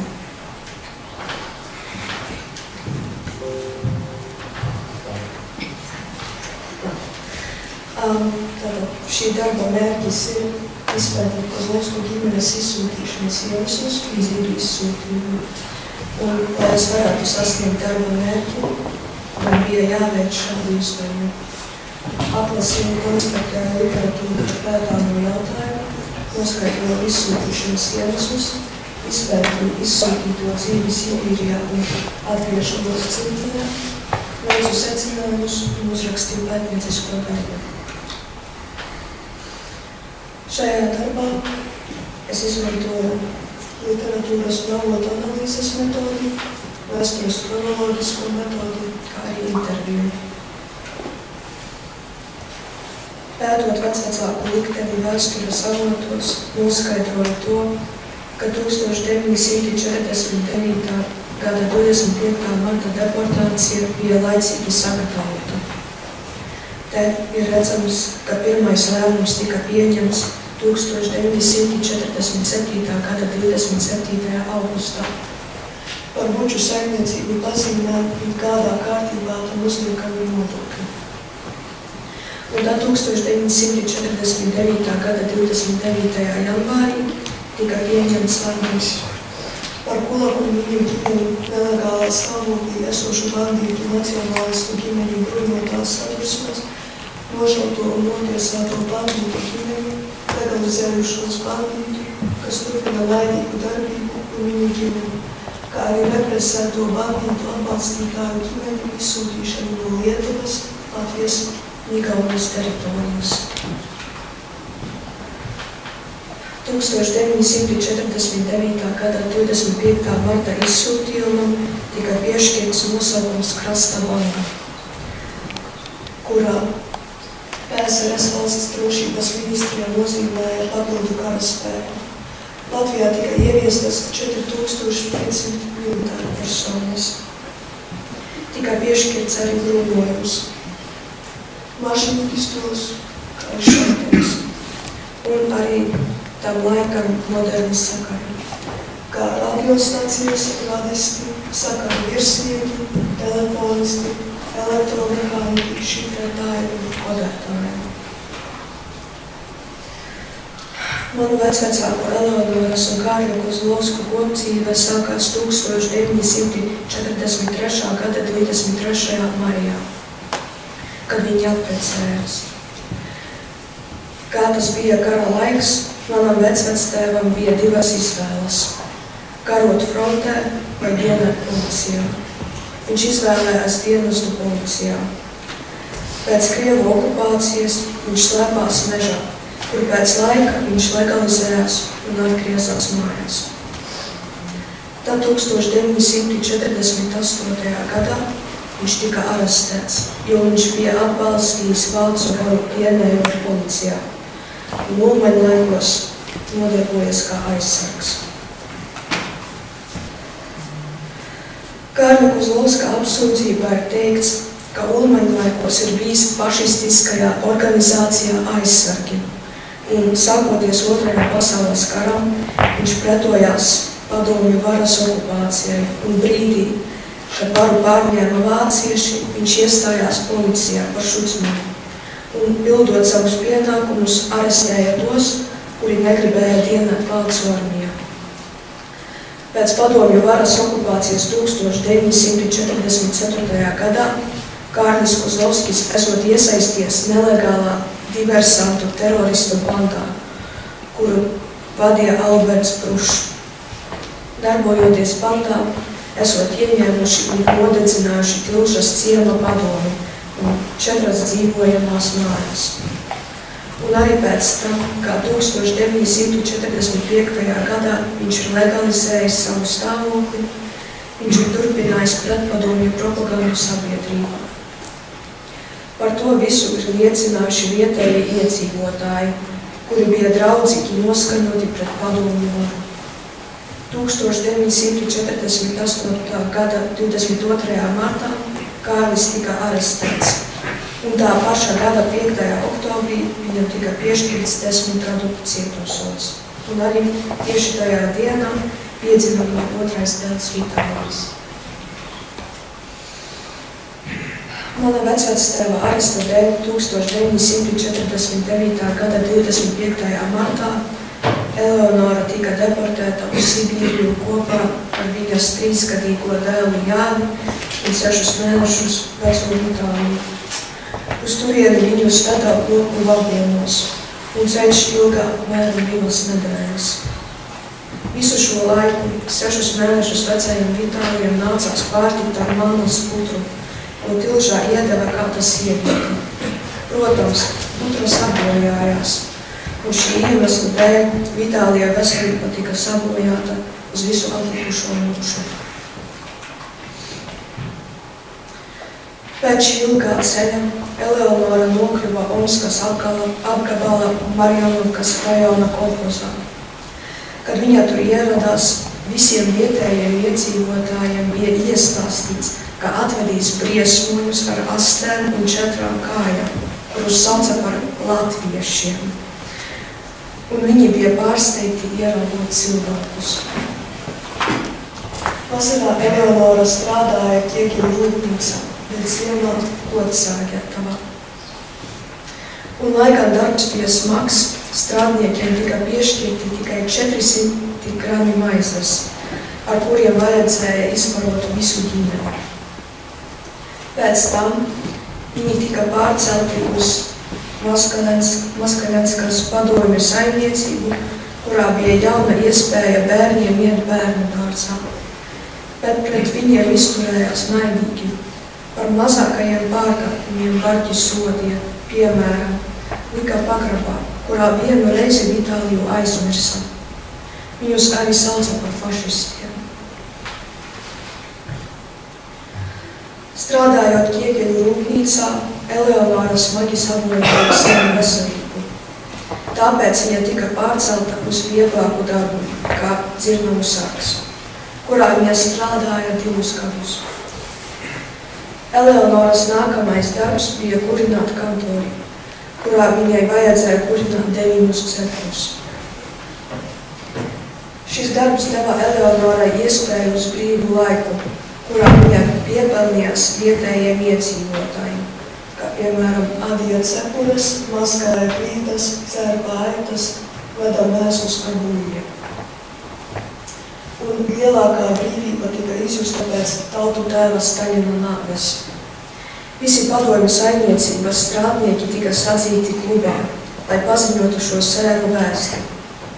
Visi raudāja, komunisti aiz patiesām jūtām, bet izsūtītie aiz prieka. Vecvectēvam Kārlim Kozlovskim tika atļauts atgriezties pie ģimenes, un viņš sāka strādāt maizes cepturē un varēja atnest savai ģimenei maizi katru dienu. 1955. gada 12. decembrī Kozlovsku ģimene tika atbrīvota, un 1956. gada 24. janvārī viņa devās ceļā. Unduru dzelzceļa stacijā Kozlovsku sagaidīja Eleonoras tēvs Augusts un brālis Jāzeps, kolhoza priekšsēdētājs. Un viņi varēja atgriezties dzimtajās mājās Savānos, jo tur vēl aizvien dzīvoja Kārļa tēvs un māte. Un tad pēc tam viņam bija iespēja strādāt vietējā kolhozā. Beidzot šo darbu, es nonācu pie šādiem secinājumiem, ka Kozlovsku ģimenes piederīgie iesaistījās pretošanās kustībā pēc 2. pasaules kara, tāpēc viņi bija nelojāli padomju varai. Kārļa Kozlovska darbība Vācu okupācijas laikā ir par pamatu tam, ka Eleonora Kozlovska ar mazgadīgiem bērniem tika izsūtīta. Saņemot vietējo iedzīvotāju atbalstu, Eleonora Kozlovska spēja izturēt smagos izsūtījuma gadus. Un Kārļa Kozlovska atgriešanās pie ģimenes uzlaboja Kozlovsku ģimenes vispārējos sadzīves apstākļus izsūtījumā. Un šajā darbā es izmantoju dažādus avotus, kā arhīva materiālus un arī dažādu literatūru. Paldies par uzmanību.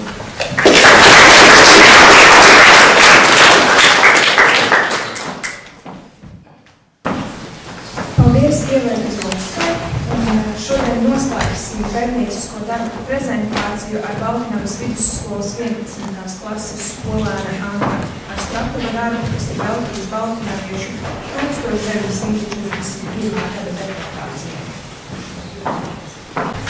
Tātad esmu pēdējais, bet nesliktākais, jā. Izvēle krita uz 1941. gada 14. jūnija deportācijām, kur tika skarti baltnavieši. Kā jau teica Esmu Andris, nāk no Baltnavas vidusskolas, 11. klases skolnieks.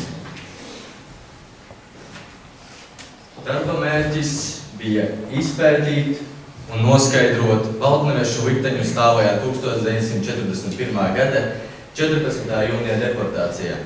Lai sasniegtu mērķi, ir uzdevumi. Uzdevumi bija atrast, izkonspektēt, apkopot informāciju par deportācijām, veikt savā ziņā secinājumus un, jāskatā, uzrakstīt pašu darbu. 1941. gada deportācija.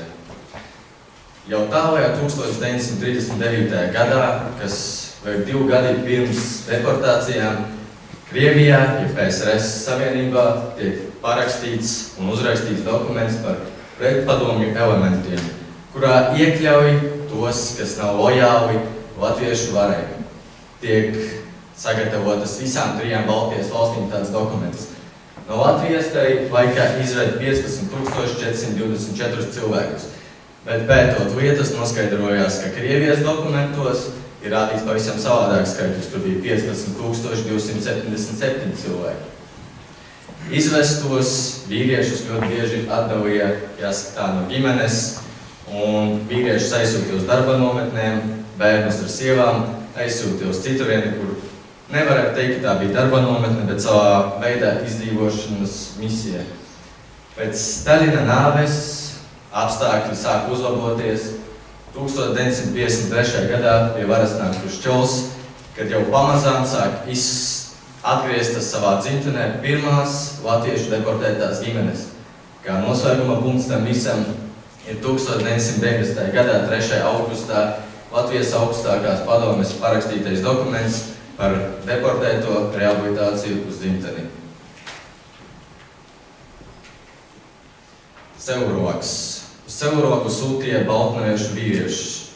Kopā tika izsūtīti 54 cilvēki, 15 no kuriem bija vīrieši. Visus sūtīja uz Sevroku vīriešus, bet sievietes uz Krasnojarsku. Viss tika iedalīts tādās 2 grupās. Pirmā grupa, kas bija lielāka, tās bija amatpersonas, inteliģenti cilvēki, kas spētu pretoties padomju varai, jaunie varai kaut kā vajag nostiprināties, tāpēc tiek izlemts izsūtīt. No Baltnavas tie bija Alfreds Strasts, vietējais miertiesnesis, Jūlijs Metums, pagasta pārvaldes vadītājs, Pēteris Apšinieks, Baltnavas Romas katoļu draugs prāvests, kuram līdz pat šai dienai Baltnavas katoļu baznīcā ir piemiņas plāksne. Jānis Miesnieks, Baltnavas patērētāju biedrības uzskaitredis, Rudolfs Sīlis, Baltnavas pagasta padomes darbinieks, Kazimīrs Rumaks, Baltnavas nepilnās vidusskolas direktors un Vincents Očmils, Baltnavas pagastas rakstījis. Otrā lielākā grupa tie bija lielie zemes īpašnieki. Viņi varēja labāk, jāskatā, pretoties nekā pašas amatpersonas. No Baltnavas tās bija 4 ievērojamas personas. Pirmā, tas ir Andrejs Mungurs, 131 hektāru zemes īpašnieks. Kāris Labs, jaunsaimnieks, nesen sācis saimniecību ar 22 hektāriem arī tiek izsūtīts. Jevgeņis Boževičs, lielas zemes platības īpašnieks, 143 hektāri, kā arī viņam piederētāja momentā pienapstrādes punkts. Un Stefāns Šagins, Rancānu fermas Baltinavā pagasta īpašnieks. Pavisam maza zeme, tikai 20 hektāri.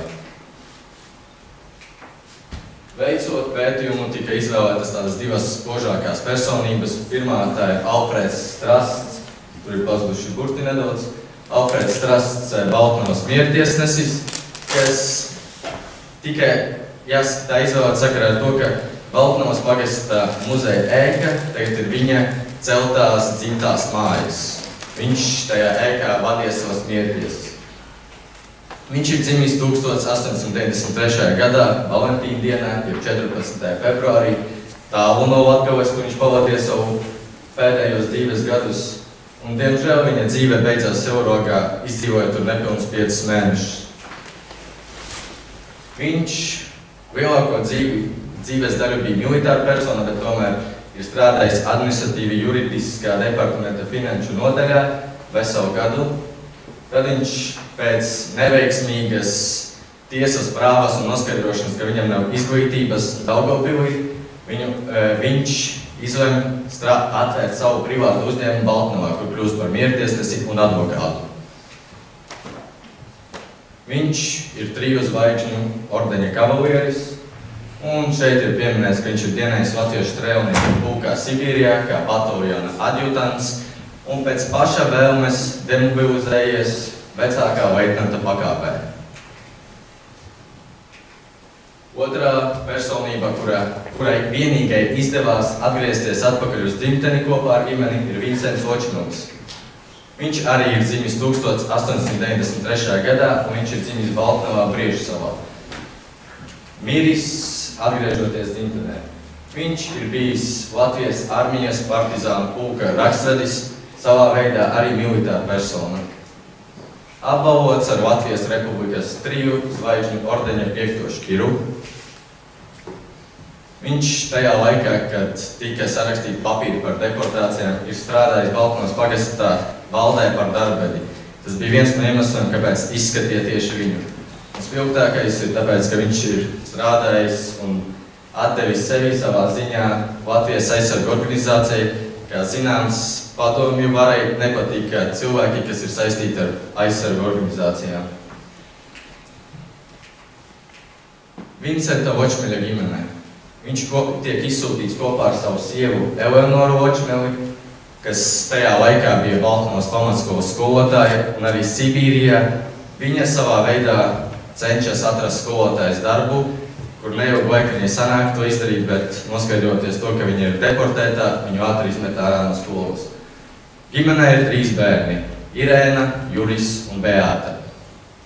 Irēna un Juris ir tie, kas man ir vairāk papētīti, jo Beāta tajā laikā bija jauna un diezgan mazas iespējas viņai bija Sibīrijā. Irēna, diemžēl, neatgriezās atpakaļ uz Latviju, viņa aprecējās tur un palika uz dzīves Sibīrijā. Ģimenei izdodas atgriezties Latvijā 1961. gadā, bet Balvu novads negrib viņus pierakstīt.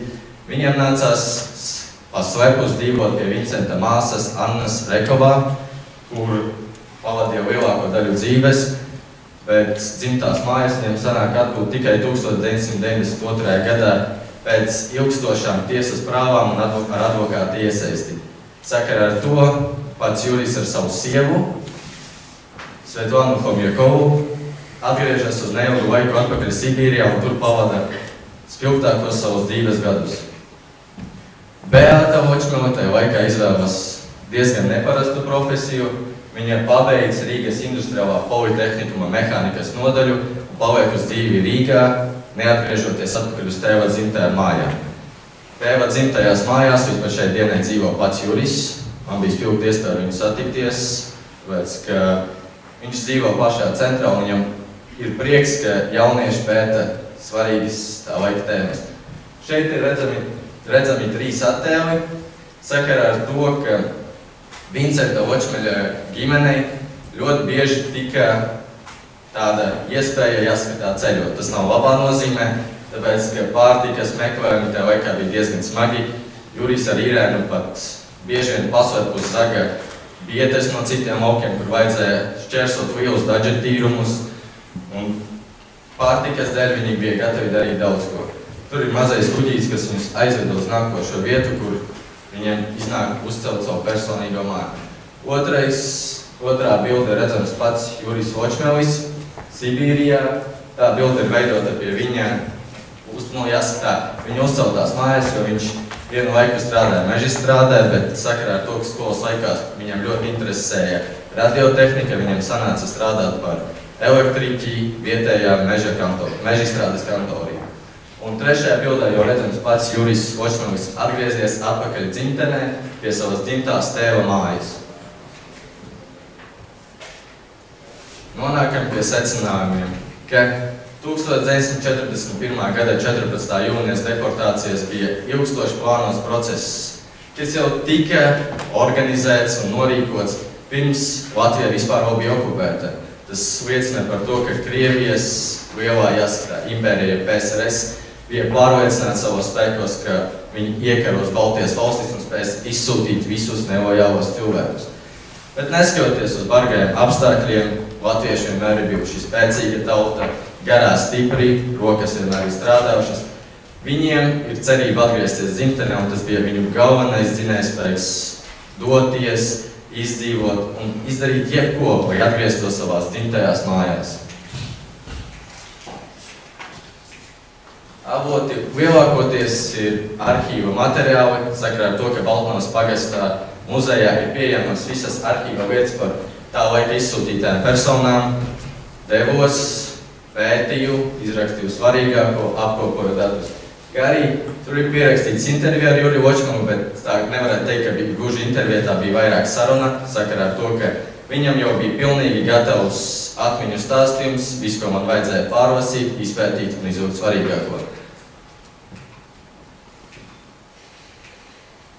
No literatūras tika pētītas vairākas grāmatas, piemēram, Aizvestie, tad bija interneta raksts, nezinu, kāpēc burtī pazūd, bet interneta raksts par represijām un tā saucamo baigo gadu, vietējā Keiša Pētera grāmata, kurā bija redzamas tās 3 bildes, tās bija bildes no Pētera Keiša grāmatas paņemtas, un Jāņa Riekstiņa raksts par tā laika 1941. gada 14. jūnija deportācijām. Un paldies par uzmanību.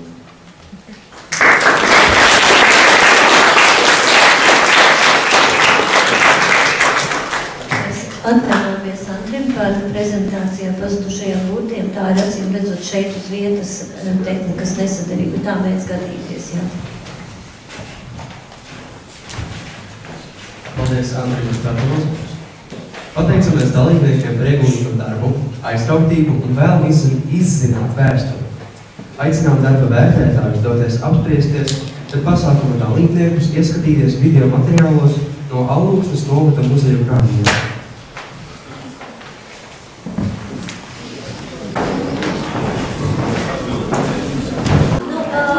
Jāsaka tā, ka žūrija nopietni pastrādājusi, jūs esat strādājuši daudz vēl nopietnāk.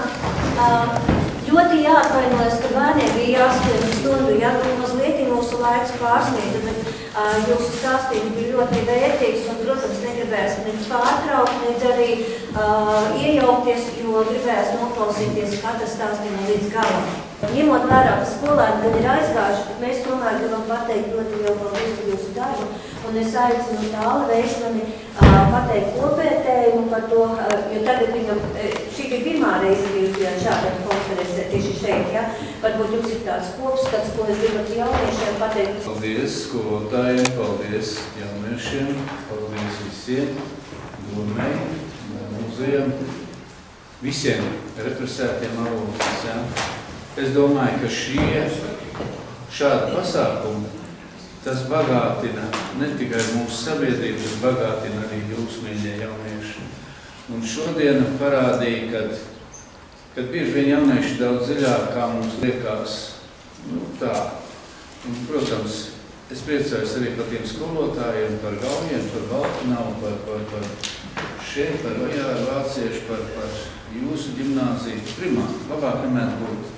Kultūrai paldies, domai paldies, Jolanta, jums paldies muzejam, represētiem Alukstas, paldies, paldies skolotāji, paldies uz priekšu, un tie, kas varbūt nelasīs šīs lekcijas, es atbraukšu jums speciāli pakaļ un aizviešu Igauniju. Un man ir, es ar Lietuvu esmu ļoti saistīts arī ar Poliju, tā kā es esmu jums vajadzīgs cilvēks. Pierakstiet telefonu. Mēs gribam teikt lielu paldies, ka mērojāt šo ceļu, varbūt ne tuvo, un kā vēlējāties izzināt, kas Alukstai notiek, un ka iepazināties ar bērnu un jauniešu teiku. Paldies! Paldies jums! Paldies!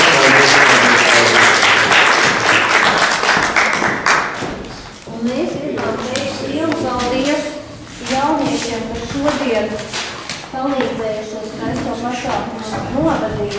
Paldies Martai! Paldies!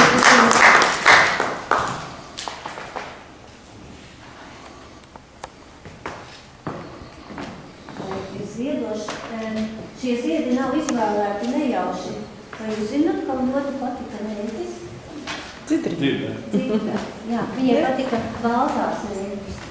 Bet šodien ir sārtās.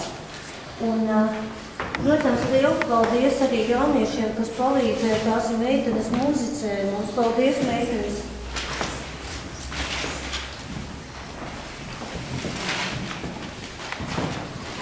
Tagad prasīšu, kā jūs saucam?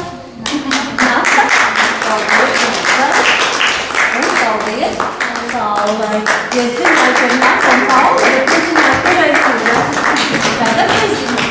Un, protams, paldies arī Artūram, viņš ļoti veiksmīgi pusītēm un nokārtoja, lai visiem prezentācijas ir ērta moda. Paldies. Bet, jāsaka tā nevarētu notikt šis pasākums, ja mums nebūtu ļoti labi atbalsta cilvēki, ja? Un tā ir mūsu žūrija, tas ir mūsu pašvaldība. Paldies, Aivar, par ieguldīto Liels, ja, kultūras centram, ja, par atbalstu. Paldies izglītības pārvaldei, jo vienmēr šis konkurss notiek kopā.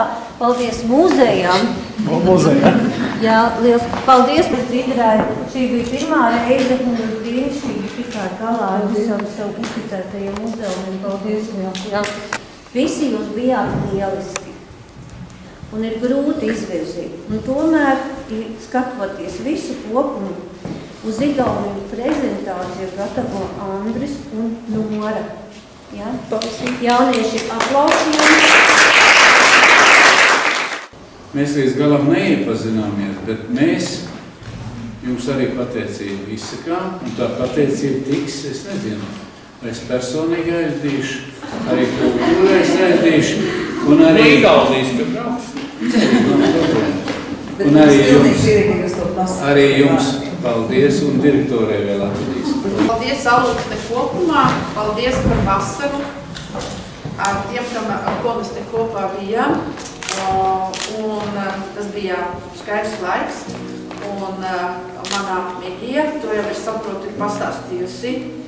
Ne es, bet viņa jau tur ir pastāstījusi, un skolnieki ir zina, kas tas tāds ir. Bet es šodien gribu pateikt vienu lielu paldies Jolantai, jo viņai ir tā, kas raksta man vēstules, uzmundrina, nomierina, un tāpēc šī lieta šodien ir no Gaujienas tieši Jolantai.